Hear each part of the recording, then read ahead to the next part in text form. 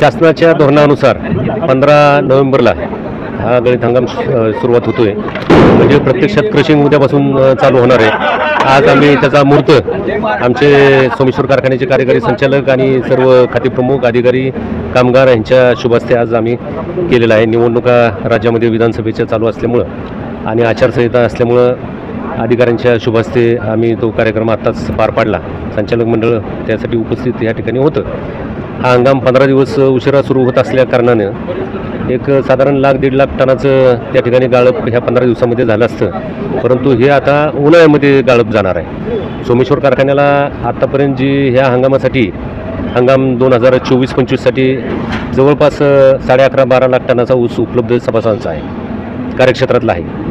आणि साधारण 150-160 दिवस हंगाम चालवायचं म्हटलं तर साधारण एप्रिलच्या 20-25 तारखेपर्यंत आपल्याला हंगाम चालू ठेवावा लागणार आहे। आणि ह्या दिवसांमध्ये 13-13.5 लाख गाळप करण्याचं उद्दिष्ट हे संचालक मंडळाने ठेवलेलं आहे। परंतु हा हंगाम सुरू करत असताना एकतर 15 दिवस उशिरा हंगाम सुरू होतो आहे आणि त्यात आपण पाहतोय की संपूर्ण भागामध्ये हुमणीचा प्रादुर्भाव हा खूप मोठ्या प्रमाणामध्ये आता सगळीकडे पाहायला मिळतो आहे। आणि त्याच्यामुळे संचालक मंडळाने निर्णय घेतलेला आहे की सुरुवातीचे 60 ते 70 दिवस आम्ही सभासदांच्याच ऊसाचं त्या ठिकाणी प्राधान्याने गाळप करणार आहे आणि त्याच्यानंतरच आम्ही गेटकेंसाठी कारखान्याच्या कार्यक्षेत्राच्या बाहेर पडू। आणि साधारणतः सभासदांचा 11.5-12 लाख टन ऊस आणि गेटकेंचा साधारणतः 1.5 लाखापर्यंतचा असं मिळून 13.5 लाख गाळप करण्याचं उद्दिष्ट आमच्याकडे आहे।